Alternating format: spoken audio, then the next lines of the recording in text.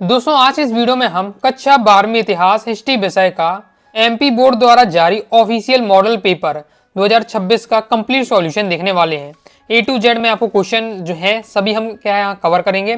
प्रश्न क्रमांक पहले से लेकर अंतिम जो आपका प्रश्न क्रमांक 23 में तक है मानचित्र वाला, वहां तक मैं आपको सभी प्रश्न बताऊंगा। अथवा शायद यहाँ प्रश्न दिए हैं तो अथवा शायद हम क्या है प्रश्न कवर करने वाले हैं विद सॉल्यूशन के साथ हम देखेंगे और मैं आपको आंसर क्या है समझाते भी जाऊंगा। तो अगर आप क्या है मॉडल पेपर की तैयारी करना चाहते हैं, प्रैक्टिस करना चाहते हैं, ओके, तो आपको कुछ ज़्यादा नहीं करना है, बस इस वीडियो को ध्यान से अंत तक देखिएगा तो आपका क्या है कंप्लीट मॉडल पेपर की तैयारी हो जाएगी। इससे पहले दोस्तों मैंने आपको हिंदी और अंग्रेजी के मॉडल पेपर का कंप्लीट सॉल्यूशन करा दिया है। आगे मैं आपको आपकी पॉलिटिकल साइंस, जियोग्राफी, इकोनॉमिक्स इन विषयों का भी कवर करा दूंगा। तो आपको क्या है वीडियो बस देख लीजिएगा शुरू से लेकर अंत तक, तो आपकी क्या है कंप्लीट तैयारी हो जाएगी। चलिए स्टार्ट करते हैं, कंप्लीट हम सॉल्यूशन देखते जाएंगे। सबसे पहले आ जाते हैं सही विकल्प चुनकर लिखना है। हड़प्पाई मोहर बनी हुई थी, पहला क्वेश्चन है हड़प्पाई मोहर बनी हुई थी। जो हड़प्पाई मोहर बनी हुई थी वो किसकी बनी हुई थी? सैलखड़ी की। भीम और हिडिंबा का पुत्र का नाम था, तो क्या नाम था? घटोत्कच। 17वीं सदी में भारत आया विदेशी यात्री जो भारत में बस गया है, मतलब 17वीं सदी में ऐसा कौन सा विदेशी यात्री आया जो और यहीं मतलब आया और यहीं क्या बस गया, तो कौन था? वो था मनुकी। आगे देख लेते हैं। आगे नेक्स्ट हमारा क्वेश्चन है विजयनगर की तुलना रोम से करने वाला विदेशी यात्री है, तो इसका राइट आंसर हो जाएगा डोमिंगो पेस। मतलब डोमिंगो पेस ने जो विजयनगर की तुलना किससे की थी? रोम से की थी। नेक्स्ट है वह भू राजस्व व्यवस्था जिससे सूर्यास्त नियम संबंधित था, तो इसका राइट आंसर हो जाएगा दोस्तों आपका इस्तमरारी व्यवस्था। महात्मा गांधी दक्षिण अफ्रीका से भारत आए थे, तो कब आए थे? 1915 में। 1915 में आए थे। आगे देख लेते हैं। अब दोस्तों आ जाते हैं रेगिस्तानों की पूर्ति कीजिए। पहला दोस्तों हमारा क्वेश्चन है सिंधु सभ्यता का सबसे महत्वपूर्ण पुरावस्तु है, तो सबसे महत्वपूर्ण पुरावस्तु हो जाएगी हड़प्पाई मोहर। ओके, हड़प्पाई मोहर, हड़प्पाई मोहरें, हड़प्पाई मोहरें। तो ये आपका हो जाएगा हड़प्पाई मोहरें। नेक्स्ट एकलव्य की कथा का वर्णन महाभारत के में आया है, तो कौन से पर्व में आया है? कई सारे पर्व में महाभारत में, तो वन पर्व में आया है। नेक्स्ट इब्न तूता सन ईस्वी में सिंध पहुंचा था, तो 33। इब्न तूता, तूता से तीन इस प्रकार से याद रखिए, तो 1333 ईस्वी में सिंध पहुंचा था। लिंगायत समुदाय के धार्मिक संकलन भाषा में है, तो कन्नड़ भाषा में है। नेक्स्ट है अमुक्त माल्य की रचना है, तो किसकी रचना है? तो ये हो जाएगी कृष्णदेव राय की रचना है। नेक्स्ट महात्मा गांधी सन ईस्वी में बनारस हिंदू विश्वविद्यालय के लोकार्पण कार्यक्रम में शामिल हुए, तो 1916 ईस्वी में। तो 1915 में महात्मा गांधी दक्षिण अफ्रीका से भारत आए। 1916 में उन्होंने बनारस हिंदू विश्वविद्यालय का लोकार्पण कार्यक्रम में शामिल हुए थे। कंप्लीट हो जाता है। ये सभी आपके जो इंपॉर्टेंट क्वेश्चन के दिए हुए हैं वस्तुनिष्ठ वाले, ओके, कोर्स में पीडीएफ उन सभी में दिया हुआ है। ये भी क्या है प्रीवियस में कई बार आ चुका है, ये भी आपका दिया हुआ है। ओके, ऑलरेडी इब्न तूता सिंध कब पहुंचा ये भी सब दिया हुआ है, इंपॉर्टेंट में ऑलरेडी कवर कर दिया है। तो अगर आप क्या है इंपॉर्टेंट तैयार करिए होंगे ऑब्जेक्ट वाले, तो भी आपसे यहाँ बन जाएंगे। सतासत देख लेते हैं। हड़प्पा सभ्यता के सबसे लंबे अभिलेख लगभग 26 चिन्ह हैं, तो ये आपका सत्य हो जाएगा। नेक्स्ट है बौद्ध ग्रंथों के अनुसार चंद्रगुप्त मौर्य सर्वाधिक प्रसिद्ध शासकों में से एक था, तो ये भी आपका सत्य हो जाएगा। गोत्र से बाहर विवाह करने को अंतर विवाह कहा जाता है, तो गोत्र से बाहर विवाह करना बहिर्विवाह, यहाँ अंतर विवाह लिखा हुआ है इसलिए आपका क्या हो जाएगा? ये असत्य हो जाएगा। नेक्स्ट है 12 वर्षीय बालिका के सती होने का वर्णन वर्णियन ने किया, तो ये आपका सत्य हो जाएगा। नेक्स्ट क्वेश्चन है अपार एक नयनार संत थे, तो ये भी आपका सत्य है। जवाहरलाल नेहरू ने संविधान सभा में उद्देश्य प्रस्ताव प्रस्तुत किया, तो ये भी आपका क्या है? दोस्तों आपका क्या सत्य हो जाएगा। इस प्रकार से कंप्लीट हो जाते हैं सत्य। अब दोस्तों हम देखने वाले हैं सही जोड़ियां, तो सही जोड़ियां देख लेते हैं। सही जोड़ी बिल्कुल यहाँ सिंपल आपकी रहने वाली है। पहला हमारा देवपुत्र, तो देवपुत्र क्या हो जाएगा? देवपुत्र हो जाएगा आपका कुषाण। अजंता की गुफाएं आपकी महाराष्ट्र में। रैदास हो जाएगा मीराबाई। चाचर, तो चाचर हो जाएगा भूमि। संताल विद्रोह हो जाएगा सिंधु। सहायक संधि, तो सहायक संधि हुई अवध में। और डांडी यात्रा हुई 1930 में, तो हो जाएगा 7वां। तो हो जाते हैं हमारे सही जोड़ियां। आगे देख लेते हैं। अब दोस्तों हम देखने वाले एक शब्द एक वाक्य में उत्तर। पहला है सुदर्शन झील का निर्माण किसने कराया था? सुदर्शन झील का जीर्णोद्धार वाला भी क्वेश्चन आता है। ओके, तो रुद्ररामन ने कराया था। यहाँ लेकिन लिखा हुआ निर्माण किसने कराया? निर्माण कराया था चंद्रगुप्त मौर्य के शासन काल में हुआ था। किसने किया था? पुष्पगुप्त ने किया था। पुष्पगुप्त ने किया था। ओके, तो चंद्रगुप्त मौर्य के शासन काल में पुष्पगुप्त ने किया था। ये आपको यहाँ लिखना है आंसर। ओके, तो किसने कराया था? चंद्रगुप्त मौर्य के शासन में पुष्पगुप्त। ओके, पुष्पगुप्त वैश्य ने कराया था। ओके, ये लाइन आपको लेकिन जरूर रखिएगा, चंद्रगुप्त मौर्य के शासन में। ओके, चंद्रगुप्त मौर्य के शासन में पुष्पगुप्त वैश्य ने सुदर्शन झील का निर्माण कराया था। सांची स्तूप के तोरण द्वार की मूर्ति कला को किस जातक से लिया गया है? कई सारे जातक थे, जिसमें जो यहाँ सांची के स्तूप के तोरण द्वार की मूर्ति कला है वो किस जातक से ली गई है? तो हो जाएगा वीर संतर जातक से। ओके, नेक्स्ट है खालसा पंथ की स्थापना किसने की? तो किसी ने की थी? गुरु गोविंद सिंह ने। तो गुरु गोविंद सिंह। आगे देख लेते हैं। अभी मोबाइल की स्टोरेज फुल हो गई थी, जिससे क्या वीडियो रुक गया था, लेकिन मैंने ध्यान नहीं दिया और मैंने प्रश्न क्रमांक 10 तक अभी क्या है तैयार करा दिया था, लेकिन दोबारा स्टार्ट करते हैं। तो अभी आपका ये हो गया है, खालसा पंथ की स्थापना गुरु गोविंद सिंह ने की थी। मुगल साम्राज्य में मुकद्दम या मंडल किसे कहा जाता है? तो गांव के मुखिया को कहा जाता है। दक्कन विद्रोह कब हुआ? तो 1875 ईस्वी में हुआ था। महात्मा गांधी ने किस गोलमेज सम्मेलन में हिस्सा लिया? तो द्वितीय गोलमेज सम्मेलन में हिस्सा लिया था। संविधान सभा के स्थायी अध्यक्ष कौन है? डॉक्टर राजेंद्र प्रसाद। अब दोस्तों हम देख लेते हैं प्रश्न क्रमांक 6 में से। हो गए, तो देख लेते क्रम से स्टार्ट करते हैं। तो प्रश्न क्रमांक 6 में हमारा हड़प्पा सभ्यता के संदर्भ में बांटों से क्या अभिप्राय है? यानी हड़प्पा सभ्यता में बांटों का क्या मतलब होता है? तो बाट तो हमारे यहाँ अभी भी कहा जाता है। तो बाट का क्या मतलब होता है? कि तराजू में जो तौलते हैं, जिनकी सहायता से हम ओके उन्हें हम क्या है बाटो कहते हैं। चलिए बाट से बाकी क्वेश्चन में किस प्रकार से आपको लिखना है इसका सॉल्यूशन। हड़प्पा सभ्यता के संदर्भ में बाटों का अभिप्राय उस हड़प्पा सभ्यता के संदर्भ में बाटों से अभिप्राय उस मानकीकृत भारों से है जिनका उपयोग वहां के लोग व्यापार वाणिज्य में वस्तुओं को तौलने के लिए करते हैं। ये विशेषताएं, ये देखिए बात बस इतना हमारा कंप्लीट हो जाता है। पूछा जा रहा बाटों का मतलब है, तो हमने बता दिया मानकीकृत होते हैं यानी फिक्स होते हैं। जैसे हमें भी यहाँ फिक्स होते हैं 1 किलो इतना होगा वजन, 2 किलो इतना होगा, इस प्रकार से 5 किलो का वजन इतना होगा, फिक्स रहते हैं। तो इनका उपयोग क्या है? वहाँ के लोग व्यापार वाणिज्य में वस्तुओं को तौलने के लिए करते थे। फिर भी हमने अपनी तरफ से यहाँ विशेषताएं बता दी है कि जो बांट होते हैं प्राय चट जो नाम का जो पत्थर हो, चट या पत्थर के बने होते थे। ओके, इनका उपयोग क्या, इनका आकार क्या अधिकतर घनाकार या चौकोर होता था। बांट निश्चित अनुपात और मानक प्रणाली पर आधारित होते थे और इससे स्पष्ट होता है कि हड़प्पा सभ्यता में उन्नत व्यापार व्यवस्था और मानक की विकसित प्रणाली मौजूद थी। नेक्स्ट हमारा क्वेश्चन है हड़प्पा सभ्यता के पतन के लिए उत्तरदायी 2 कारण लिखिए। हड़प्पा सभ्यता के पतन की हम दोस्तों बात करते हैं तो कई सारे कारण हैं। इतिहासकार देखें तो मतलब फिक्स नहीं है कि बस एक ही इस कारण से कि हड़प्पा सभ्यता का विनाश हो गया। कई सारे कारण हैं, हर इतिहासकार अपने अपने अनुसार बताता है।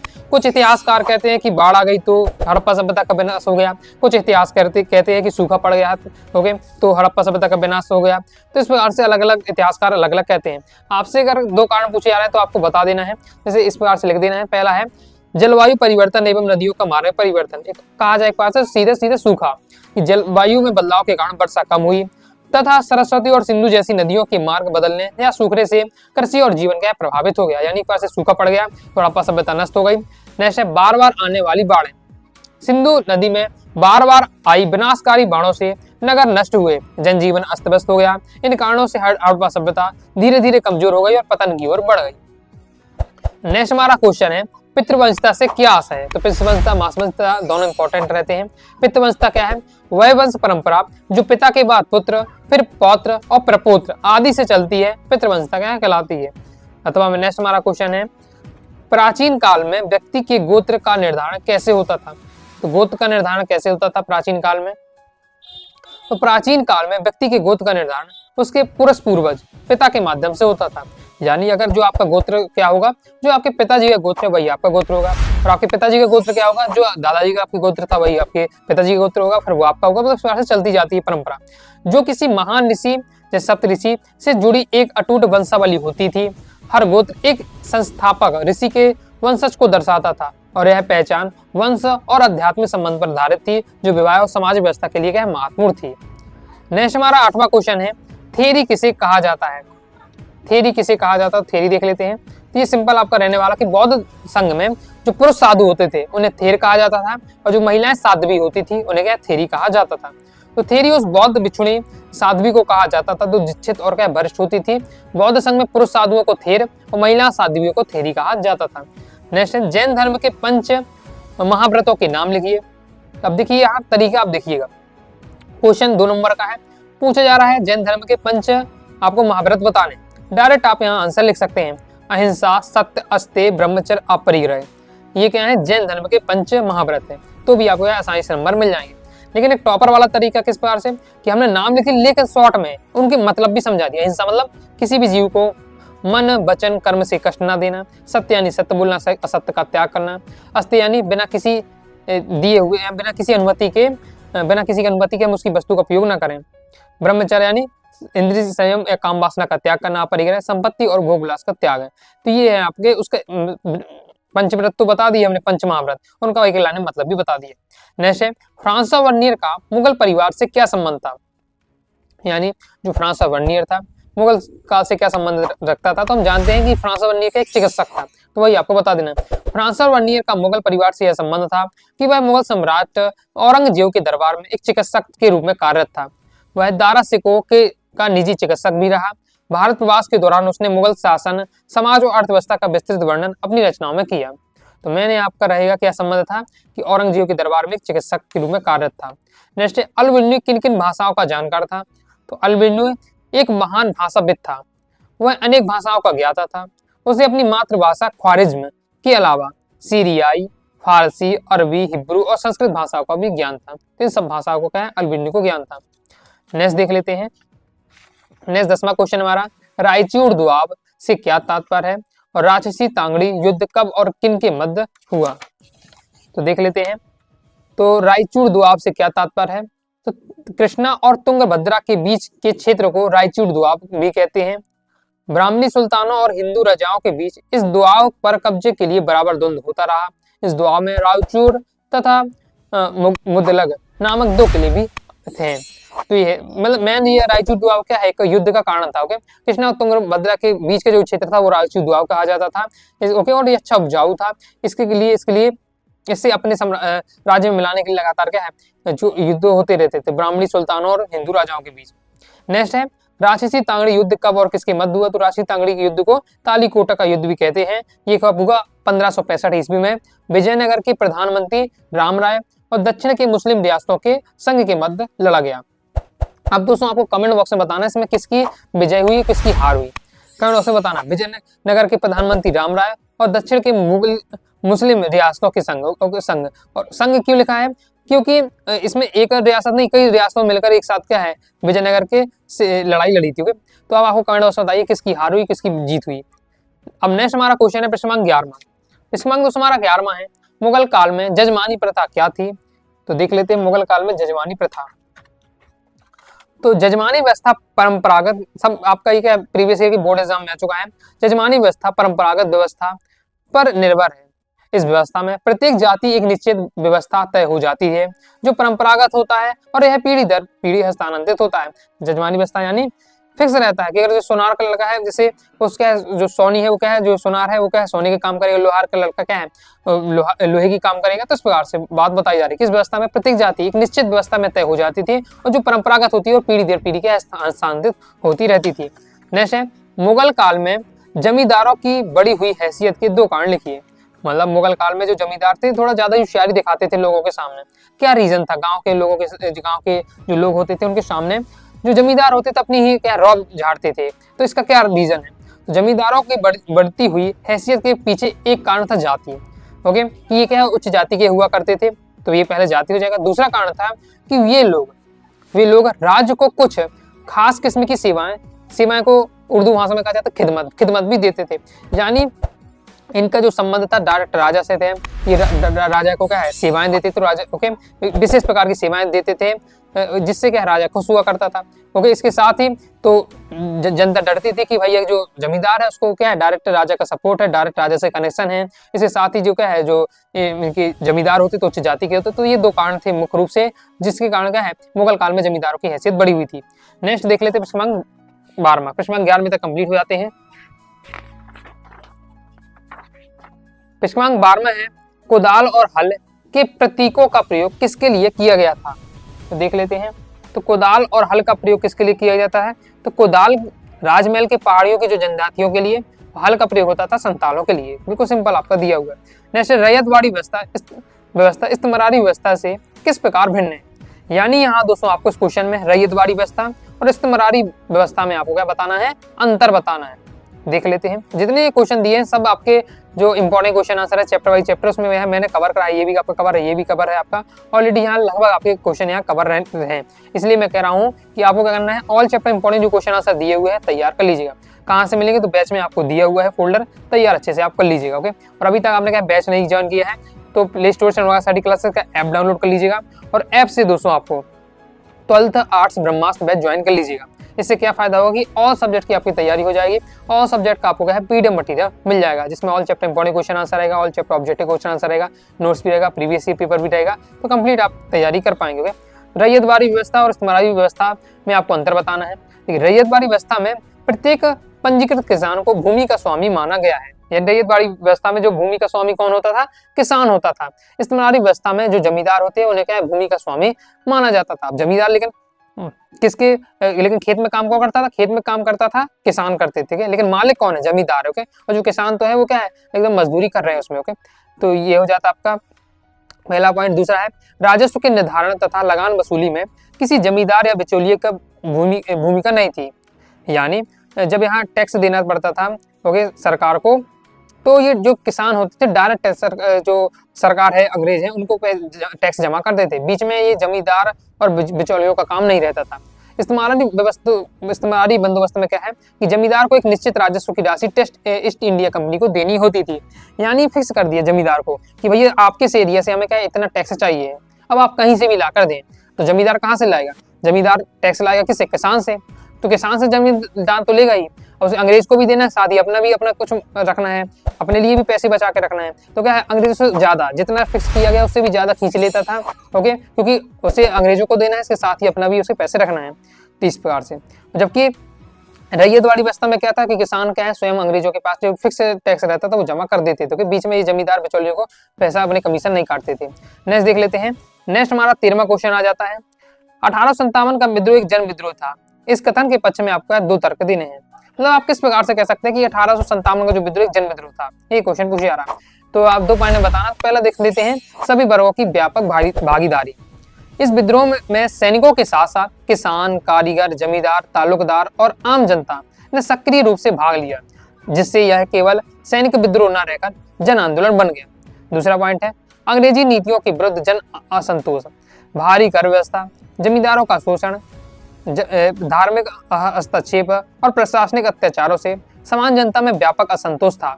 इससे विद्रोह को जन समर्थन प्रदान किया। तो ये दिए हुए हैं, इन 2 पॉइंटों से हम समझ सकते हैं। पहला कि सभी वर्गों का क्या है, व्यापक भागीदारी थी। दूसरा, अंग्रेज नीतियों के विरुद्ध जन असंतोष। इन 2 पॉइंटों से समझ सकते हैं कि जो 1857 का विद्रोह क्या था, जन विद्रोह था। अथवा हमारा क्वेश्चन है, सहायक संधि के अवध के प्रशासनिक व्यवस्था पर क्या प्रभाव पड़ा? यानी अवध ने क्या किया? अवध ने सहायक संधि स्वीकार कर ली। तो इसके बाद जब जैसे ही स्वीकार कर ली तो इसके अवध की जो प्रशासनिक व्यवस्था था उस पर क्या प्रभाव देखने को मिला?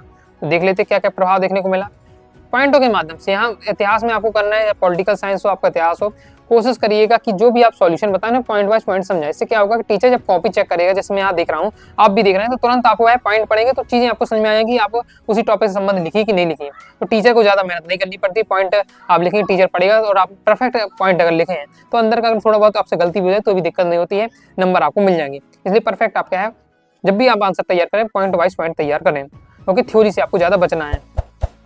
तो सहायक संधि की अवध की प्रशासनिक व्यवस्था पर क्या प्रभाव पड़ा? तो सहायक संधि का अवध की प्रशासनिक व्यवस्था पर गहरा नकारात्मक प्रभाव पड़ा। इसके प्रभाव कौन कौन से? पहला, राजकोष पर भारी बोझ। अंग्रेजी सेना, देखिए राजकोष पर कैसे भारी बोझ हुआ कि अंग्रेज कहते थे कि जो भी राज्य हमारे क्या है सहायक संधि स्वीकार करेगा उसे हमारी अंग्रेजी सेना का क्या है जो रख रखाव का खर्चा होता था, अंग्रेजी सेना ये रख देते थे, और उसका रख रखाव का भी उसी को उठाना पड़ता था। किसे इसका बोझ उठाना पड़ता था? उस राज्य को। ओके, तो अवध ने स्वीकार कर ली तो अवध के ऊपर क्या राजकोष पर बोझ बढ़ गया। तो अंग्रेजी सेना के रखरखाव का खर्च अवध के नवाब को उठाना पड़ा, जिससे राज्य की आर्थिक स्थिति कमजोर हो गई और प्रशासन सुचारू रूप से नहीं चल सका। दूसरा है प्रशासनिक हस्तक्षेप, अंग्रेजों ने प्रशासन में दखल दिया, नवाब की सत्ता नाम मात्र की रह गई, वास्तु नियंत्रण अंग्रेज अधिकारियों के हाथ में चला गया। यानी जो नवाब है नवाब मात्र कहने के लिए रहा, बाकी जो चलती किसकी थी, अंग्रेजों की चलने लगी। सेना का विघटन, अवध की अपनी सेना को कमजोर कर दिया, इससे आंतरिक सुरक्षा और प्रशासन पर क्या बुरा प्रभाव पड़ा। तो इस प्रकार सहायक संधि के कारण अवध की प्रशासनिक व्यवस्था समाप्त हो गई और अव्यवस्था बढ़ी और अंततः उसके विलय का कारण बन गई। आगे देख लेते हैं। अब नेक्स्ट आ जाता हमारा प्रश्न क्रमांक 14। प्रश्न क्रमांक 14 है, संविधान सभा में सरदार पटेल की क्या भूमिका थी। तो 8वां क्वेश्चन है, संविधान सभा में बीएन मुखर्जी की भूमिका क्या थी। तो देख लेते हैं, पहले हम देख लेते हैं सरदार पटेल की भूमिका। पॉइंट 5 पॉइंट देखिए, पॉइंट भी यहाँ दिया हुआ है कि संविधान सभा में सरदार वल्लभ भाई पटेल की भूमिका अंततः महत्वपूर्ण और निर्णायक थी। इसके प्रमुख बिंदु इस प्रकार से, पहला है मौलिक अधिकारों और अल्पसंख्यक मामलों की समिति के अध्यक्ष जो सरदार पटेल जी हैं, वो मौलिक अधिकारों जो अल्पसंख्यकों के मामलों की समिति बनी थी उसके अध्यक्ष थे। दूसरा, राष्ट्रीय एकता और मजबूत केंद्र का समर्थन। राष्ट्रीय एकता का उनका सबसे मेन काम था। जब देश आजाद हुआ तो कई सारी रियासतों में बटा हुआ था देश है, उनको क्या एकीकरण किया, उन्हें भारत में मिलाया है, तो ये राष्ट्र को क्या एक करने का काम किया है।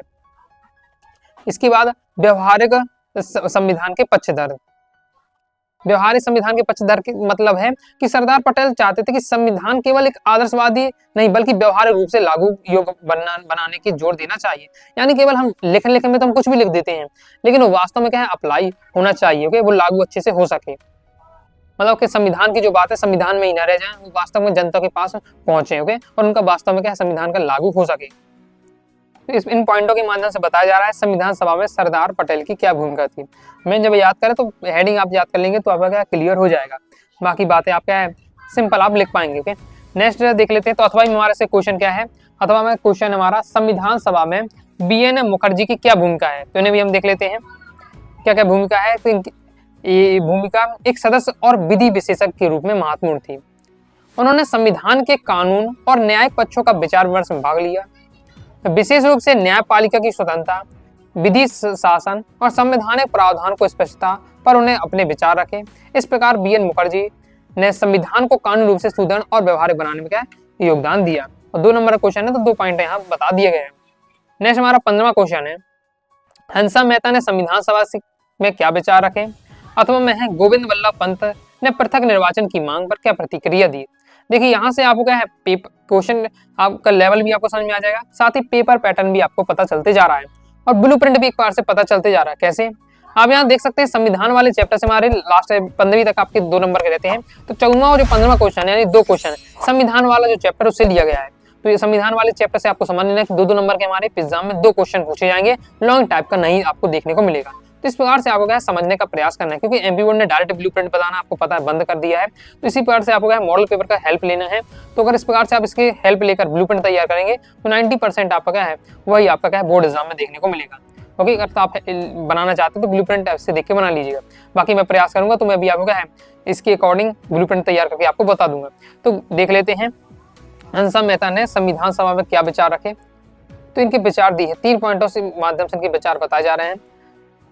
तो कौन कौन से विचार है। पहला, हंसा मेहता ने संविधान सभा में महिलाओं के अधिकारों और समानता के जुड़े महत्वपूर्ण विचार रखे। प्रमुख विचार इस प्रकार से हैं। पहला है स्त्री पुरुष की समानता का समर्थन। उन्होंने संविधान में महिलाओं को पुरुषों के समान नागरिक अधिकार दिए जाने पर जोर दिया। नेक्स्ट है भेदभाव के विरोध में आवाज।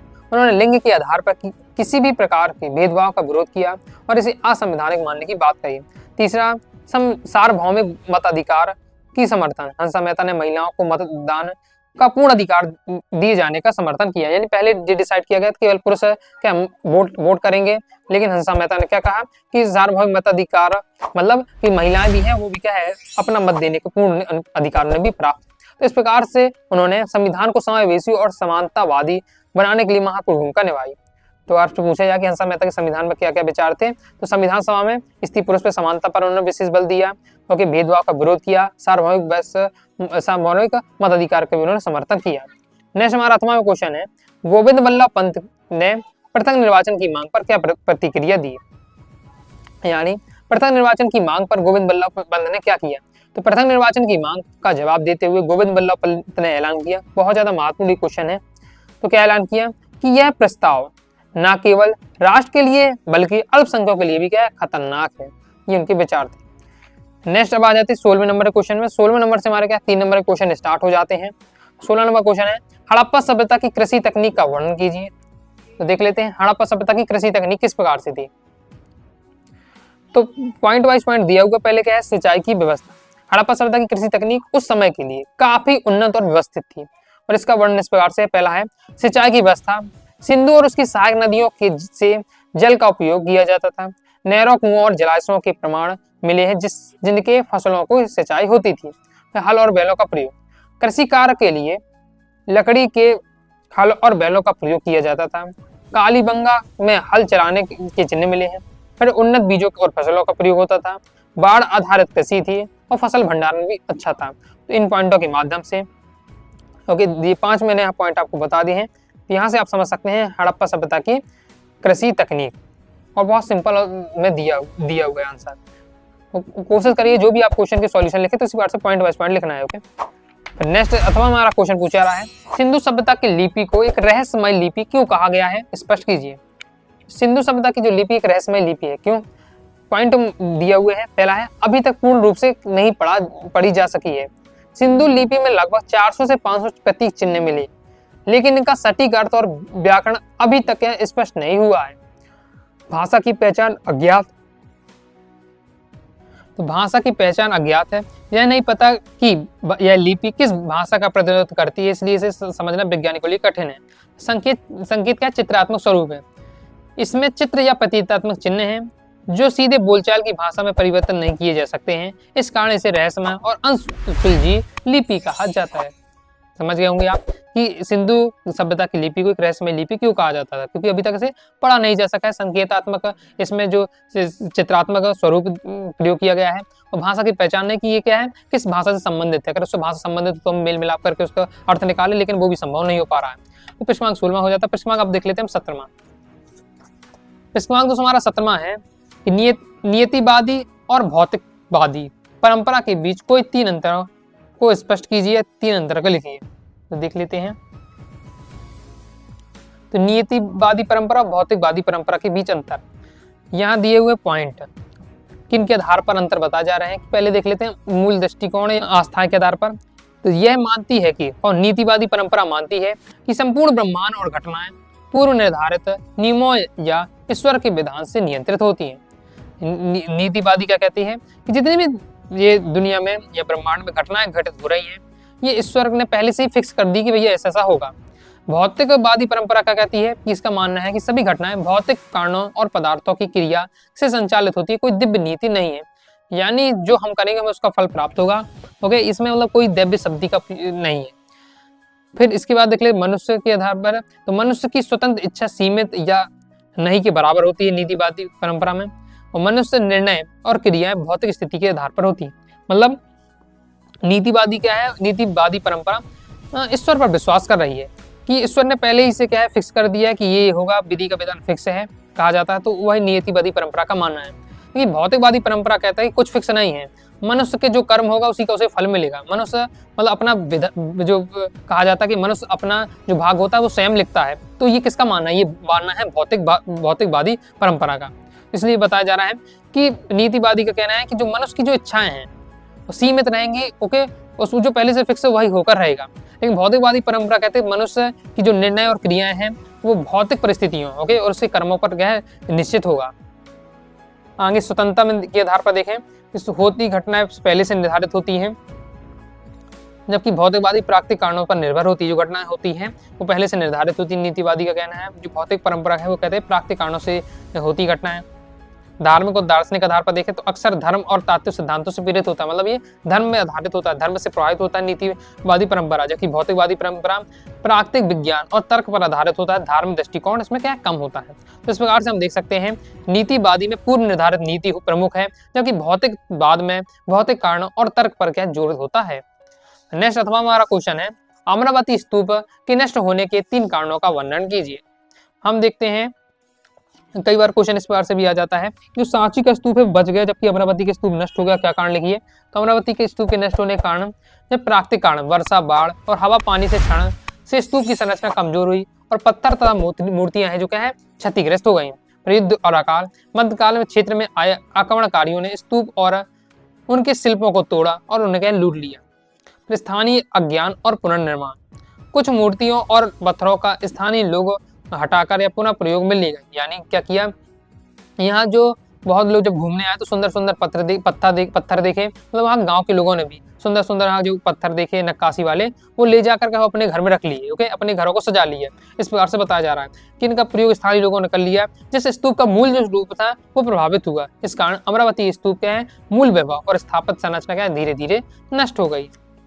आगे देख लेते हैं। इसके साथ ही कहा जाता है कि जो भी अधिकारी, बड़े बड़े अधिकारी जब यहाँ देखने को घूमने आते हैं तो यहाँ के सामान को ले जाकर के अपने पास ले जाते हैं। धीरे धीरे यहाँ के जब इसके साथ ही अपने पास ले जाएंगे तो वहाँ का जो मूल जो वहाँ की वस्तुएं हैं, पत्थर है संरचना वाले, वो समाप्त हो जाएंगे। और इसके साथ ही कहा जाता है कि यहाँ का जो राजा था वो इस एरिया का राजा था, उसने अपने महल बनवाने के लिए यहाँ के जो नक्काशी वाले अच्छे डिजाइनिंग वाले पत्थर थे उनको निकलवा कर अपने महल में सजवा लिए। तो ये सब कारण थे, बहुत सारे यहाँ कारण थे। तो बाकी इस प्रकार से आपको लिखना है। नेक्स्ट हमारा 18वां क्वेश्चन है, विजयनगर साम्राज्य की जल संरचना प्रणाली का वर्णन कीजिए। इंपॉर्टेंट है, बोर्ड एग्जाम में ये क्वेश्चन आपका आ चुका है, प्रीवियस ईयर की बोर्ड एग्जाम में क्वेश्चन आ चुका है। विजयनगर की जल संरचना किस प्रकार से है, तो यहाँ पूरा डिटेल से दिया है, थ्योरी के रूप में दिया हुआ है, तो आप इसे तैयार कर सकते हैं कि जहाँ की जो जल प्रणाली है किस प्रकार से है। विजयनगर की जल आवश्यकताओं का मुख्य रूप से तुंगभद्रा नदी द्वारा निर्मित एक प्राकृतिक कुंड से पूरा किया जाता है।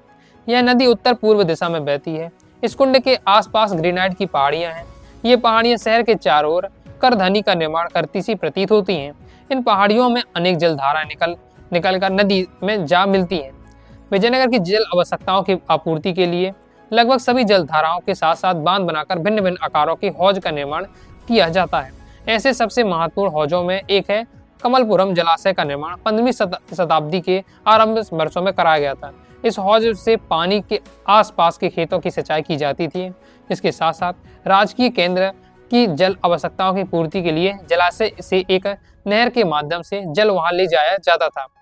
इसके अतिरिक्त हीरिया नहर, जो उस समय की सबसे महत्वपूर्ण जल प्रबंधी संरचनाओं में से एक है, खंडरों को आज भी देखा जा सकता है।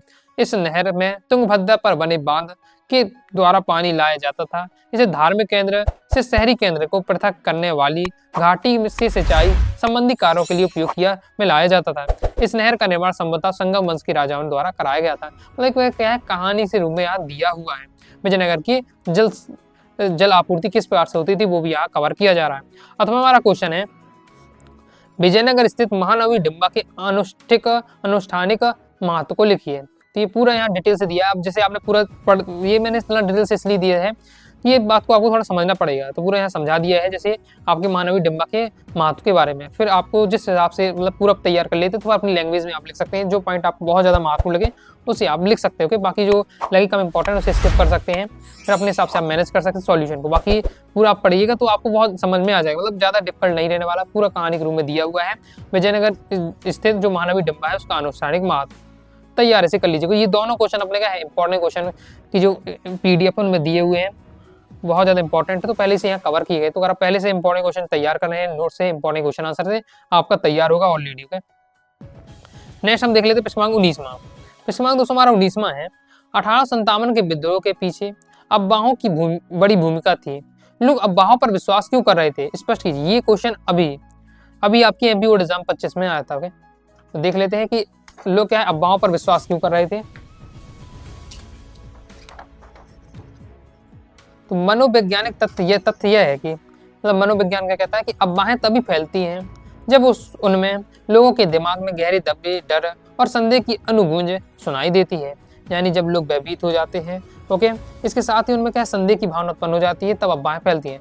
उस समय ब्रिटिश सरकार की नीतियों ने लोगों में गहरे दबे डर को जगाया, इसलिए अफवाहें तेजी से फैली। इन अफवाहों के पीछे ब्रिटिश सरकार द्वारा अपनाई गई निम्नांकित नीतियों का योगदान था। यानी अफवाहों या संदेह किस प्रकार से बढ़ा अंग्रेजों के प्रति भारतीयों का, तो ये सब कामों के कारण पहला है। देख लेते क्रम से पॉइंट दिए। पहला है governor general Lord William Bentinck ने के शासनकाल में 50 शिक्षा 50 विचारों एवं संस्थानों के द्वारा भारतीय समाज को सुधारने के लिए कुछ विशेष प्रकार की नीतियां लागू की गई। दूसरा है ब्रिटिश सरकार ने भारतीय समाज के लिए कुछ उदारचेता बुद्धिजीवियों के सहयोग से अंग्रेजी माध्यम के स्कूल, कॉलेज और विश्वविद्यालय की स्थापना की, अंग्रेजी माध्यम के स्थापित किए और अंग्रेजी पर विशेष जोर दिया गया। ब्रिटिश, ये सब बताई जा रही है अंग्रेजों की नीतियां, अंग्रेजों की नीति बताई जा रही है, क्योंकि जिनसे क्या है उन भारतीयों को लगा कि अंग्रेज क्या है, अंग्रेज सब जो हमारे भारत की परंपरा है, सामाजिक धार्मिक रीति रिवाज है, उनको क्या नष्ट करना चाहते हैं। ब्रिटिश प्रशासकों ने सती प्रथा को समाप्त करने और हिंदू विधवा विवाह को मान्यता प्रदान करने के लिए कानून बनाए थे। ब्रिटिश सरकार ने प्रशय प्राप्त ईसाई मिशनरियों पर जोर शोर से ईसाई धर्म का प्रचार किया, मतलब ईसाई धर्म का बहुत ज्यादा प्रचार किया। ब्रिटिश प्रशासकों ने प्रशासकीय दुर्बलता एवं गोद प्रथा निषेध कर देने जैसे बहानों के आधार पर अवध, सतारा और झांसी जैसे महत्वपूर्ण राज्यों को अधिकार में कर लिया। इन नीतियों के कारण क्या हुआ, भारतीय समाज में ब्रिटिश सरकार की उक्त नीतियों को भय और संख्या की दृष्टि से देखा जा रहा था। उन्हें लगता था कि ब्रिटिश प्रशासकों का प्रमुख उद्देश्य उन सभी व्यवस्थाओं को समाप्त कर देना है जिन्हें भारतीय पवित्र और सम्मानजनक मानते हैं। भारतीयों के दिलों में यह बात घर कर गई, यानी उनके दिल में बैठ गई कि ब्रिटिश प्रशासन भारतीय रजवाड़ों, सामाजिक धार्मिक रीति रिवाजों, भू अधिकारों आदि सभी को समाप्त कर अपनी दमनकारी व्यवस्था को लागू करना चाहते हैं। इसी कारण संदेह और अनिश्चितता के वातावरण में लोग अफवाहों पर क्या विश्वास करने लगे थे। आगे देख लेते हैं। नेक्स्ट हमारा क्वेश्चन है, 1857 के विद्रोह के दौरान विद्रोहियों ने अंग्रेजों के साथ साथ और किन किन व्यक्तियों का या संस्थाओं को नष्ट करने का प्रयास किया और क्यों, स्पष्ट कीजिए। क्वेश्चन है, 1857 का विद्रोह हुआ तो विद्रोहियों ने अंग्रेजों को तो ये मानना स्टार्ट किया, इसके साथ साथ कुछ व्यक्तियों को भी और संस्थानों को भी नष्ट किया। वो कौन थे और क्यों उन्हें नष्ट किया, तो देख लेते हैं। 1857 के विद्रोह के दौरान विद्रोहियों का आक्रोश केवल अंग्रेजों तक सीमित नहीं था, बल्कि उन्होंने उन व्यक्तियों और संस्थानों को भी नष्ट करने का प्रयास किया जो उन्हें अंग्रेजी शासन और शोषण का प्रतीकात्मक और वास्तविक शक्ति लगते थे। यानी विद्रोहियों ने उन लोगों को भी मारा जो अंग्रेजों के एक बार से सहयोग कर रहे थे, क्योंकि जो क्या है, अंग्रेज तो जिस प्रकार से भारतीयों को शोषण कर रहे थे, वो भी क्या है, मतलब भारतीय है लेकिन फिर भी क्या है, अपने से नीचे वाले भारतीयों का क्या शोषण कर रहे हैं, अपने से जो कमजोर भारतीय उनका शोषण कर रहे हैं, तो उनको भी क्या है, विद्रोहियों ने मारा। तो इसका उद्देश्य पुराने और सामाजिक ढांचे का पुनः स्थापित करना था। निम्न बिंदु कौन कौन से अंग्रेजों के शासक और उनके व्यक्तियों संस्थानों को पकड़ा। पहला, देसी सहयोगी शासक और अधिकारी, जो भारतीय राजा, जमींदार या अधिकारी अंग्रेजों का समर्थन करते थे, उन्हें क्या जनता क्या मानती थी, गद्दार मानती थी। तो अब इसमें मैंने क्या है, ये तो अपने से पॉइंट ऐड भी कर दिए, कार्रवाई। इसके लिए क्या कार्रवाई की विद्रोहियों ने, क्योंकि अंग्रेज समर्थक तालुकदारों, जमींदारों को उनकी हवेलियां नष्ट कर दी, उनके दस्तावेज और संपत्ति जला दी। फिर दूसरा, राजस्व और न्याय से जुड़े संस्थान, नई भूमि व्यवस्था, भारी लगान और कठोर न्याय प्रणाली किसानों का क्या शोषण का कारण थी। इसके कारण राजस्व और न्याय से संबंधित जितनी भी संस्थाएं थी उन्हें भी नष्ट किया। क्या क्या कार्रवाई की कि तहसील, कचहरी और रिकॉर्ड रूम गए जलाए गए, लगान संबंधी कागज नष्ट किए गए ताकि क्या कर वसूली समाप्त हो सके।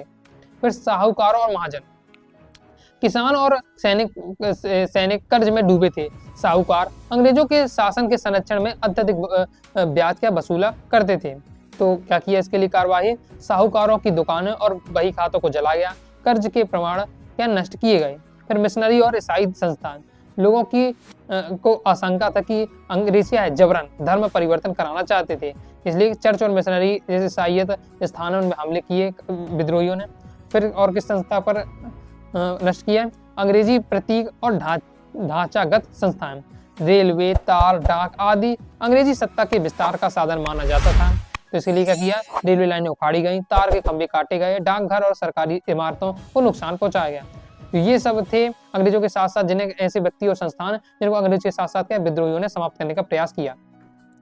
1857 के विद्रोह में विद्रोहियों का उद्देश्य केवल अंग्रेजों को हटाना नहीं, बल्कि उन सभी व्यवस्थाओं, व्यक्तियों और संस्थानों को नष्ट करना है जो उनके अनुसार औपनिवेशिक शोषण, सामाजिक, आर्थिक अन्याय और सांस्कृतिक हस्तक्षेप के प्रतीक थे। यह विद्रोह पुराने न्यायपूर्ण और स्वदेशी शासन को पुनर्स्थापन करने का प्रयास था। ये हमारा कंप्लीट हो जाता है। आगे नेक्स्ट हमारा आ जाता है लॉन्ग वाले क्वेश्चन, 4 नंबर वाले क्वेश्चन स्टार्ट हो जाते हैं। इसके बाद 20वां है हमारा, मगध के उत्कर्ष के कारणों का विश्लेषण कीजिए।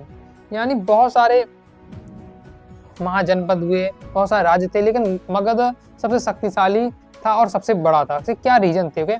तो सबसे सफल भी रहा इस शासन। मगध के उत्कर्ष के कारण क्रम से दिए हुए हैं। यहाँ तो मैंने आपको 8 पॉइंट बता दिए, कोई भी आपको है 4 तैयार करके रखना है, ये सब पढ़ के रखिएगा। ओके, जब आप क्या है जब 5-6 पढ़ के जाएंगे, 6-7 मतलब तैयार करके जाएंगे, तब एग्जाम में 2 आप अच्छे से 4 लिख पाएंगे, क्योंकि क्या है 1-2 तो दिमाग से गायब हो ही जाते हैं एग्जाम लिखने में। तो प्राचीन भारत में महाजनपदों में मगध का उत्कर्ष आकस्मिक नहीं था, बल्कि इसके पीछे कई भौतिक, आर्थिक, राजनीतिक और सैन्य कारण थे। इन कारणों का विश्लेषण इस प्रकार से। पहला, अनुकूलित भौगोलिक स्थिति। मगध गंगा, सोन और उनकी सहायक नदी से उपजाऊ मैदान स्थित था। यानी मगध के आसपास क्या है, उपजाऊ मैदान था, जिससे क्या कृषि, अब उपजाऊ मैदान होगा तो कृषि अच्छी होती थी। ओके, उपज अच्छी होती थी। नदियां परिवहन और व्यापार और सिंचाई के लिए उपयोग की जाती थी। चारों ओर पहाड़ों और नदियों से घिरा होने के कारण यह क्षेत्र क्या सुरक्षित था। दूसरा, उपजाऊ भूमि और कृषि समृद्धि। उपजाऊ दोआब क्षेत्र से भरपूर अन्न उत्पादन होता था। कृषि अधिशेष से जनसंख्या वृद्धि, कर वसूली और सेना के भरण पोषण संभव बनाया। जैसे खनिज संसाधनों की उपलब्धता। मगध के दक्षिणी क्षेत्र में लौह अयस्क प्रचुर मात्रा में उपलब्ध था। लोहे के औजारों और खनिजों से कृषि विस्तार और शक्तिशाली सेना का निर्माण हुआ। नेक्स्ट, राजधानी का रणनीतिक महत्व। राजगृह के बाद पाटलिपुत्र जैसी राजधानियां प्राकृतिक रूप से क्या सुरक्षित थी। पाटलिपुत्र नदियों के संगम पर स्थित होने से व्यापार और प्रशासन का केंद्र बना। नेक्स्ट पॉइंट दिए हुए पॉइंट वाइज पॉइंट दिए हैं, मगध के उत्कर्ष के कारण बताए जा रहे हैं। सुदृढ़ प्रशासन और योग्य शासक। बिंबिसार, अजातशत्रु, महापद्मनंद, चंद्रगुप्त मौर्य जैसे शक्तिशाली शासकों ने मगध को विस्तार दिया। कूटनीति और विवाह संबंधों और अन्य सैन्य विजय से क्या राज्य का विस्तार हुआ। शक्तिशाली सैन्य संगठन। मगध की सेना में हाथी सेना का विशेष महत्व था, जो युद्ध का निर्णायक सिद्ध हुए। विशाल सेना को आर्थिक संसाधनों से निरंतर सहायता मिलती रही। नेक्स्ट है, व्यापार और वाणिज्य का विकास। गंगा मार्ग में आंतरिक और बाह्य व्यापार का विस्तार हुआ। व्यापार से राज्य की आय बढ़ी, जिससे प्रशासन को और सेना को मजबूत हुई। राजनीतिक परिस्थितियां। अन्य महाजनपदों में आपसी संघर्ष, जिसका लाभ क्या मगध को ने उठाया। मगध धीरे धीरे प्रतिस्पर्धी राज्यों को पराजित कर अपना प्रभुत्व स्थापित करता गया। तो 8 पॉइंटों के माध्यम से मैंने आपको यहाँ मगध के उत्कर्ष के कारणों का बताया, मगध के उत्कर्ष के कारण बताए। ओके, कोई भी आपको 4-5 तैयार करके रखिए। हम ओवरऑल निष्कर्ष क्या निकलता है कि मगध का उत्कर्ष उसके भौतिक लाभ, कृषि और खनिज संपन्नता, कुशल शासकों, मजबूत सेना और प्रभावी शासन का परिणाम था। इन सभी कारकों के संयुक्त प्रभाव से मगध प्राचीन भारत की सबसे शक्तिशाली राजनीतिक सत्ता के रूप में उभरा। इस प्रकार से हमारा ये क्वेश्चन कंप्लीट हो जाता है। नेक्स्ट हमारा क्वेश्चन है, आरंभिक भारतीय इतिहास में 6ठी शताब्दी ईसा पूर्व को एक महत्वपूर्ण परिवर्तनकारी काल क्यों माना जाता है, इस विश्लेषण कीजिए। यानी जो 6ठी शताब्दी का समय था उसे एक महत्वपूर्ण परिवर्तन काल माना गया है, तो क्यों माना जाता है, जैसे भी हम देख ले पॉइंट वाइज पॉइंट हम समझेंगे इसे भी। तो 6ठी शताब्दी ईसा पूर्व को भारतीय इतिहास में राजनीतिक, सामाजिक, आर्थिक और धार्मिक क्षेत्रों में गहरे परिवर्तन का कारण एक परिवर्तनशील काल माना जाता है। इसके विश्लेषण के बिंदु इस प्रकार से। पहला, राजनीतिक क्षेत्र में परिवर्तन। इस काल में जनपदों के स्थान पर महाजनपद का उदय हुआ। मगध, कौशल, अवंती जैसे शक्तिशाली राज्यों का उदय हुआ। राजतंत्र के साथ साथ गणतांत्रिक राज्य बज्जी मल्ल आदि का भी अस्तित्व रहा। ये राजनीतिक क्षेत्र का परिवर्तन कारण। जैसे कृषि और अर्थव्यवस्था में परिवर्तन। लोहे मतलब 6ठी शताब्दी में वह बहुत सारे परिवर्तन हुए होंगे हर क्षेत्र में, लिखा हुआ राजनीतिक, सामाजिक, आर्थिक, धार्मिक, हर क्षेत्रों में क्या है परिवर्तन हमें बहुत ज्यादा देखने को मिले, इसलिए इसे हम क्या है परिवर्तनकारी काल कहते हैं। ओके, अब हर क्षेत्र में क्या क्या परिवर्तन देखने तो मिले हैं, लेकिन क्या क्या परिवर्तन देखने मिले हर क्षेत्र में वो भी आपको यहाँ बताना पड़ेगा। तो पहले हमने देखे राजनीतिक परिवर्तन क्या क्या हुए, तो कृषि और अर्थव्यवस्था में परिवर्तन। लोहे के औजारों का व्यापक प्रयोग से कृषि उत्पादन में वृद्धि हुई। अधिशेष उत्पादन ने नगरों और व्यापार के विकास को प्रोत्साहित किया। सिक्कों का प्रयोग आरंभ हुआ और वाणिज्य विकसित हुई। फिर नगरों का पुनरुत्थान हुआ। श्रीबस्ती, राजगृह, वैशाली, उज्जैनी जैसे नगरों का विकास हुआ। नगर प्रशासन से शिल्प और बाजार का व्यवस्था सुदृढ़ हुई।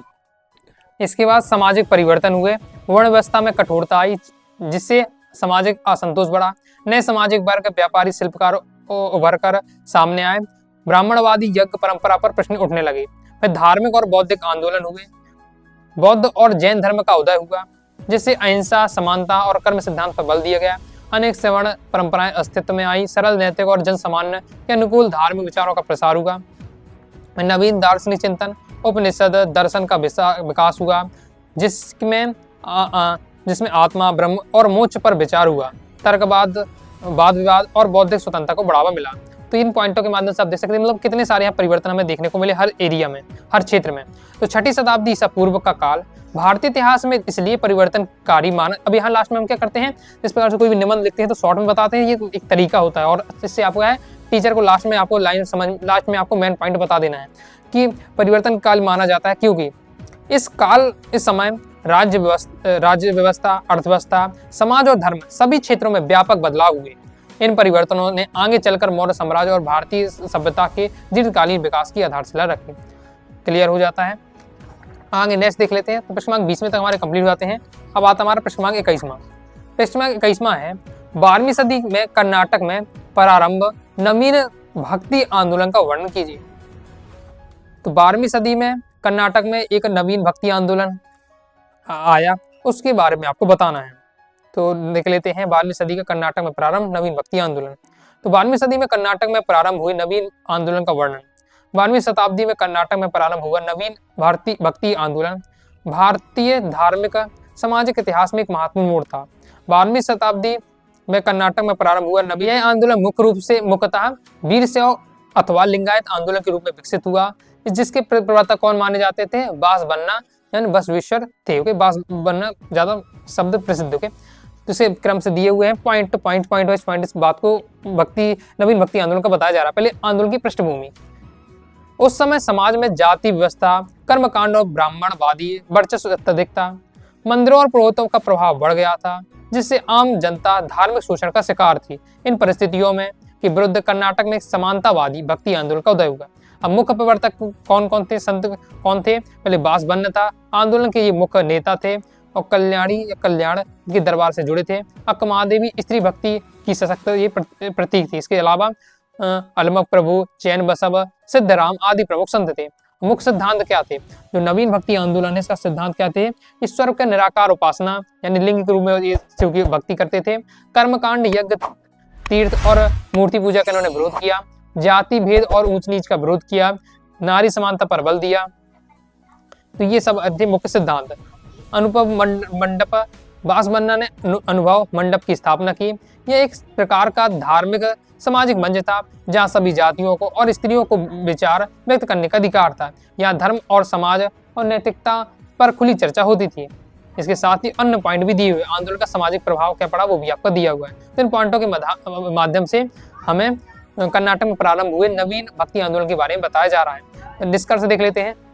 तो निष्कर्ष क्या निकलता है कि 12वीं सदी में कर्नाटक में प्रारंभ हुआ नवीन भक्ति आंदोलन केवल धार्मिक सुधार आंदोलन नहीं था, बल्कि यह एक गहरा सामाजिक क्रांति आधारित आंदोलन था। बासवन्ना और अन्य वीर शैव संतों के विचारों ने दक्षिण भारत ही नहीं बल्कि संपूर्ण भारतीय भक्ति परंपरा को नई दिशा को प्रदान की। तो इस प्रकार से हमारा कंप्लीट होता है। इसके प्रश्न 21वें के अथवा में हमारा क्वेश्चन कौन सा है? चोल शासक संतों का समर्थन क्यों चाहते थे? उन्होंने इसके लिए क्या प्रयास किए? तो आपको इस क्वेश्चन को जब सॉल्यूशन बताया तो 2 भागों में विभाजित करना है आंसर को अपने। यानी यहाँ मैं आपको पूरा तरीका भी बताते जा रहा हूँ कि किस तरीके से आपको लिखना चाहिए ताकि आपको तुरंत ही हाई नंबर मिले। तो पहले सेक्शन में आपको बताना है कि जो चोल शासक होते संतों का समर्थन क्यों चाहते थे। दूसरे में बताना है कि संतों का समर्थन प्राप्त करने के लिए उन्होंने क्या क्या प्रयास किए। तो देख लेते हैं। चोल काल लगभग 9वीं से 13वीं शताब्दी तक रहा। में शैव और वैष्णव भक्ति परंपराएं अत्यंत प्रभावशाली थी। नैनार और अलवार जैसे संतों का समाज पर गहरा प्रभाव था, इसलिए चोल शासकों संतों का समर्थन प्राप्त करना चाहते थे। इसके कारण और उनके प्रयास इस प्रकार से। तो पहले हम देखेंगे चोल शासक संतों का समर्थन चाहने के कारण क्यों चाहते थे उनसे समर्थन। ओके, तो क्यों चाहते थे? तो 3-4 पॉइंटों के माध्यम से बताया जा रहा है। पहले राजनीतिक वैधता, संतों को जनता, अब इसे आप क्या पॉइंट के अंदर भी मैंने पॉइंट बना दी लेकिन आप थ्योरी के अंदर लिख सकते हैं। संतों को जनता ईश्वर का प्रतिनिधि मानती थी। संतों का समर्थन मिलने से शासक को धार्मिक मान्यता और वैधता प्राप्त होती थी। फिर जन समर्थन प्राप्त करने के लिए देखिए जो जनता होती थी किसे चाहती थी? संत को चाहती थी। ओके, जनता किसे चाहती? संत को। जब संत किसका समर्थन करेगा? राजा के साथ रहेगा। तो जो सीधी सी बात है, जब जनता संत को चाहती है तो राजा, उसके साथ अगर राजा भी रहेगा तो राजा को भी चाहने लगेगी। ओके, तो भक्ति आंदोलन में जन सामान्य से जुड़ा हुआ था। संतों के समर्थन से चोल शासकों को प्रजा का विश्वास और समर्थन मिला।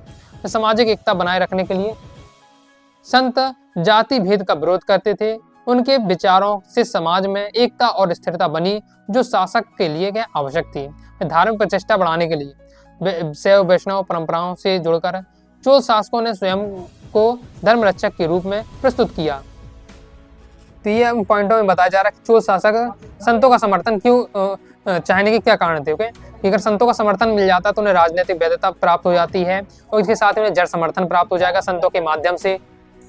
इसके साथ ही धार्मिक प्रतिष्ठा, अब राजा अपनी धार्मिक प्रतिष्ठा बढ़ाने के लिए क्या है संतों का समर्थन चाहते, तो ये कारण बताया जा रहे हैं। अब नेक्स्ट से पूछा जा रहा है कि चोल शासकों ने संतों का समर्थन पाने के लिए क्या प्रयास किए, तो उन्हें हम देखेंगे। तो क्या क्या प्रयास किए, पहले मंदिरों का निर्माण और संरक्षण दिया। अब संत कैसे प्रसन्न हो गए, संत को तो क्या चाहिए, उन्हें अपना संरक्षण चाहिए, साथ ही क्या है मंदिरों का निर्माण चाहिए। तो भव्य शिव और विष्णु मंदिरों का निर्माण कराया गया। एग्जाम्पल भी दिया हुआ है, बृहदेश्वर मंदिर तांजावुर में मंदिरों को भूमि दी गई, मंदिरों के लिए धन दिया गया, दान दिया गया। संतों की रचनाओं का संकलन किया गया। निराश संतों के भजनों को संकलित कर देवारम बनाया गया। अलवार संतों का भजनों को संग्रह कर दिव्य प्रबंधन कराया गया। मंदिर अनुष्ठानों में संतों को स्थान दिया गया। संतों की मूर्तियां मंदिरों में स्थापित की गई। उनके भजनों को मंदिर पूजा और उत्सवों में हिस्सा बनाया गया। ब्राह्मणों और संतों का संरक्षण किया गया। इसके साथ ही स्वयं को भक्त शासक के रूप में प्रस्तुत किया गया। तो अब संतों का समर्थन प्राप्त करना है तो उसके लिए क्या क्या किया उन्होंने किए कि मंदिरों का निर्माण कराया, उनका संरक्षण किया, संतों की रचनाएं को संकलित किया गया, मंदिर में अनुष्ठानों में संतों को क्या स्थान दिया गया। ओके, इसके साथ उनकी मूर्तियां भी बनाई गई संतों के लिए, मतलब संतों के ऊपर से प्रसन्न किया क्योंकि जिससे उनका समर्थन प्राप्त हो जाए। समर्थन क्यों चाहते तो उसके कारण ऊपर दिए गए। ओके, बहुत ही ज्यादा मैंने यहाँ सॉर्ट आउट दिया हुआ कि आप इसमें आंसर इस तरीके से आपको लिखना कि इसमें हर बात कवर हो जाए और कम शब्दों में आपको यूज हो जाए। तो लास्ट में निष्कर्ष निकालें, चोल शासकों ने संतों का समर्थन इसलिए चाहा क्योंकि उन्हें धार्मिक वैधता, जनसंपर्क और सामाजिक स्थिरता मिलती थी। इसके लिए उन्होंने मंदिर निर्माण, सहायता, संरक्षण, दान और धार्मिक अनुष्ठानों के माध्यम से भक्ति संतों को सक्रिय रूप से संरक्षण दिया। यह सहयोग चोल सत्ता को मजबूत करने में सहायक सिद्ध हुआ। आगे देख लेते हैं। नेक्स्ट हमारा आ जाता है 22वां क्वेश्चन। भारत छोड़ो आंदोलन एक जन आंदोलन था, इस कथन पर विवेचना कीजिए। तो भारत छोड़ो आंदोलन एक जन आंदोलन था, मतलब इस प्रकार से आप किस प्रकार से कह सकते हैं कि एक जो भारत छोड़ो आंदोलन है एक जन आंदोलन था। तो इसे देख लेते हैं, सही पॉइंट वाइज पॉइंट समझाया जा रहा है। तो 1942 में प्रारंभ हुआ भारत छोड़ो आंदोलन केवल नेताओं तक सीमित नहीं था, बल्कि इसमें समाज के विभिन्न वर्गों का व्यापक भागीदारी रही। इस कारण इसे जन आंदोलन कहा जाता है। इसकी विवेचना के लिए बिंदु इस प्रकार से, पहला, आंदोलन का व्यापक भौतिक विस्तार। यह आंदोलन देश के लगभग सभी हिस्सों, उत्तर भारत, बंगाल, बिहार, महाराष्ट्र, मद्रास, उड़ीसा आदि में फैला। शहरों के साथ साथ ग्रामीण क्षेत्रों में भी इसका प्रभाव देखा गया। सभी वर्गों की भागीदारी हुई, किसान है, चाहे मजदूर हो, छात्र हो, महिलाएं हो, मध्य वर्ग के व्यक्ति हो या व्यापारी हो, सभी ने इस आंदोलन में का हिस्सा लिया। किस प्रकार से लिया वो भी एक पॉइंट में यहाँ बताया जा रहा है। फिर नेतृत्व के बिना जन पहल। नेतृत्व के बिना जन पहल का मतलब है कि यहाँ पर क्या हुआ कि भारत छोड़ो आंदोलन में अंग्रेजों ने क्या किया, गांधी जी, नेहरू और पटेल जो प्रमुख नेता थे उन सभी को क्या गिरफ्तार कर लिया। तो अधिकांश बड़े नेता आंदोलन के प्रारंभ में ही, जैसे शुरुआत हुआ आंदोलन, उन सब बड़े नेताओं को गिरफ्तार कर लिया गया। इसके बावजूद भी आंदोलन स्वतः स्फूर्त रूप से जनता द्वारा आगे बढ़ाया गया और जन आंदोलन सिद्ध हुआ। क्योंकि जब नेता भी जहाँ नहीं है, बड़े नेता भी नहीं है, फिर भी जनता उस आंदोलन को बढ़ा रही है। तो ये भी पॉइंट है जिससे हम कह सकते हैं कि जन आंदोलन था। जन आधारित प्रतिरोध के रूप में हड़तालें, जुलूस प्रदर्शन किए गए। रेलवे लाइनों, तार दाग व्यवस्था को बाधित किया गया। कई स्थानों पर समांतर सरकारें बनाई गई, जैसे बलिया उत्तर प्रदेश में, तामलुक बंगाल, सतारा महाराष्ट्र में सरकारें बनाई गई। ग्रामीण जनता का सक्रिय भूमिका थी। गांव में पुलिस थाने, तहसील, सरकारी कार्यालयों में हमले किए गए। कर न देना, सरकारी आदेशों की अवहेलना जैसे कदम उठाए गए। ब्रिटिश दमन के बावजूद जन समर्थन, अंग्रेजों ने कठोर कदम उठाए, गिरफ्तारियां की गई, गोलियां चलाई गई, फांसी दी गई, फिर भी जनता का उत्साह कम नहीं हुआ और जन चेतना का गहराई को दर्शाता है। तो इस प्रकार से हम कह सकते हैं इन पॉइंटों के आधार पर, इन पॉइंटों में बताया जा रहा है कि भारत छोड़ो आंदोलन क्या है, एक जन आंदोलन था। तो निष्कर्ष हम देखें कि भारत छोड़ो आंदोलन जन आंदोलन इसलिए था क्योंकि इसमें देशव्यापी प्रचार, समाज के सभी वर्गों की भागीदारी, नेतृत्वविहीन जनता की पहल, विविध प्रतिरोध रूपों का समावेश था। इस आंदोलन से स्पष्ट कर दिया कि भारतीय जनता अब ब्रिटिश शासन को स्वीकार करने के लिए तैयार नहीं है। निष्कर्ष का मतलब होता है कि जो पूरी हमारी बात है उनको हमें 2-3 लाइन में लिख दिया ताकि टीचर पहले पॉइंटों को पढ़े, एक बार निष्कर्ष देखे तो तुरंत समझ जाए कि हाँ इसको है वास्तव में इसका रीजन पता है, तुरंत नंबर आपको दे दे। आगे देख लेते हैं। अथवा में दोस्तों हमारा क्वेश्चन है इसका अंक 22 में के महात्मा गांधी ने राष्ट्रीय आंदोलन के स्वरूप को बदल डाला, इस कथन की विवेचना कीजिए। तो महात्मा गांधी राष्ट्रीय आंदोलन के स्वरूप को बदल डाला, किस प्रकार से बदला तो वो आपका दिया हुआ पॉइंट वाइज पॉइंट इसे भी समझाया जा रहा है। महात्मा गांधी ने भारतीय राजनीति में आगमन कब 1915 में, क्योंकि 1915 में क्या है दक्षिण भारत से दक्षिण अफ्रीका से क्या है गांधी जी क्या भारत आए थे 1915 में। तो गांधी जी के आगमन के साथ ही राष्ट्रीय आंदोलन का स्वरूप मूलतः बदल गया।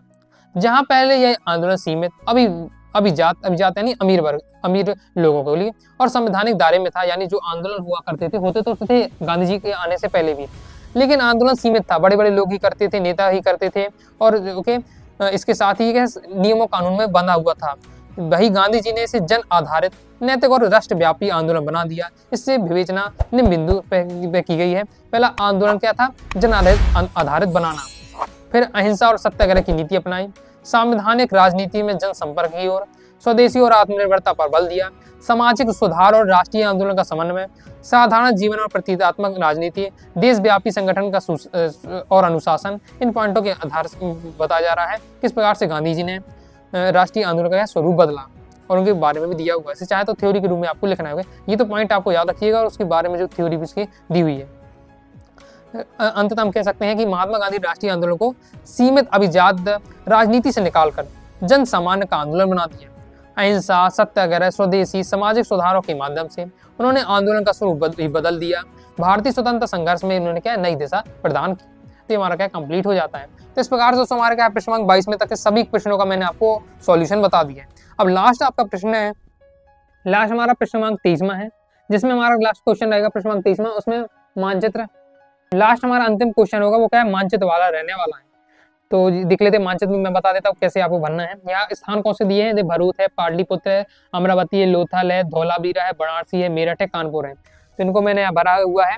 ओके, इसी के साथ ही आपको मॉडल पेपर में क्या मानचित्र भी दिया हुआ है, इसको मैं आपको निकाल कर दिखाता हूँ। तो यहाँ से आप देख लीजिए कैसे आपको एग्जाम में भरना है। यहाँ मैंने मेंशन किया है, जैसे क्रम से देखते हैं जो आपका दिया, जैसे भरूच है, तो भरूच हमारा कहाँ है, भरूच मध्य प्रदेश में है, मध्य प्रदेश के ऊपरी हिस्सा में यहाँ रहने वाला, तो ये भरूच है। अब वहाँ लिखते तो आपसे बनेगा नहीं भरूच कैसे, तो आपने क्या पहले पॉइंट बना दिया और यहाँ बाहर लिख दिया जहाँ जगह है। ओके, फिर आपका पाटलिपुत्र, तो पाटलिपुत्र यहाँ रहने वाला है, बिहार के साथ एरिया साइड पाटलिपुत्र। कानपुर हमें पता है उत्तर प्रदेश में है, तो उत्तर प्रदेश हो जाएगा। वाराणसी भी क्या उत्तर प्रदेश, तो वाराणसी यहाँ रहने वाली है, कानपुर यहाँ है। मेरठ बिल्कुल ऊपरी साइड है, दिल्ली के साइड आपका रहने वाला मेरठ। ओके, कोई भी स्थान को आपको लगभग उसके देखना है कि वो किस राज्य में है और लगभग ऊपर है कि नीचे, इतना बस आपको क्लियर होना चाहिए। ओके, क्योंकि अब इस प्रकार से बता रहे तो बिल्कुल परफेक्ट तो आप बता नहीं सकते हैं, तो आपको पहले क्लियर होना चाहिए वो स्थान क्या है, किस राज्य में है और उस राज्य के ऊपर है या नीचे, थोड़ा लगभग इतना आपको पता होना चाहिए। तो यहाँ हम देखें धौलावीरा है, लोथल है, तो गुजरात में आपके रहने वाले, धौलावीरा ऊपर है, गुजरात थोड़ा नीचे, लोथल थोड़ा आपका नीचे रहने वाला है, अमरावती आपका यहाँ रहने वाला है।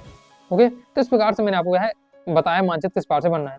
तो ये आपके हो जाते हैं मानचित्र में जितने भी स्थान थे मैंने यहाँ आपको मानचित्र में प्रदर्शित किए गए हैं। और आपको क्या है मानचित्र की अगर आपको तैयारी करनी है तो लगातार आप इसी बार से मानचित्र ले लीजिए। और जितने भी प्रीवियस ईयर में आ चुके हैं, बहुत सारे इसमें से जो दिए स्थान आप पूछे गए मॉडल पेपर हैं प्रीवियस ईयर में आ चुके हैं, तो आपको सबसे पहले क्या करना है, आपके जो 4-5 साल के पेपर हैं उनमें जितने भी स्थान है पहले तो उनको आपको प्रैक्टिस कर लेना है। इसके अलावा भी तैयारी के दौरान जितने भी स्थान आपको मिले उनको तैयार करते जाइएगा। तो इस प्रकार दोस्तों मैंने आपको कंप्लीट मॉडल पेपर की प्रैक्टिस करा दी है। इसकी पीडीएफ अगर आप प्राप्त करना चाहते हैं तो जो अपना बैच है आर्ट वाला, तो इस हिस्ट्री के कोर्स में आपको वहाँ उसकी पीडीएफ मिल जाएगी मॉडल पेपर के सॉल्यूशन की। बाकी अलग से भी पीडीएफ दी हुई है, तो आपको करना है प्ले स्टोर से अनुराग साडी क्लासेस ऐप डाउनलोड कर लीजिएगा, तो ई बुक का सेक्शन आपको मिलेगा। तो ई बुक के सेक्शन में भी आपको हर विषय के मॉडल पेपर की पीडीएफ सॉल्यूशन मिल जाएगा, तो वहाँ से जाकर भी आप ले सकते हैं। बाकी प्रॉपर तैयारी करना चाहते हैं तो आपको ब्रह्मास्त्र आर्ट बैच ज्वाइन कर लीजिएगा, और सब्जेक्ट की प्रॉपर तैयारी हो जाएगी और आपको क्या है कंप्लीट पीडीएफ मटेरियल आपको दिया जाएगा। तो आइए दोस्तों आपको वीडियो पसंद आए लाइक करें, सब्सक्राइब जरूर कर दीजिएगा। इसके साथ ही दोस्तों टेलीग्राम चैनल व्हाट्सएप को ज्वाइन कर लीजिएगा। डाउट आता है कमेंट से आप जरूर पूछ लीजिएगा। मिलते हैं नेक्स्ट वीडियो में, तब तक के लिए बाय बाय।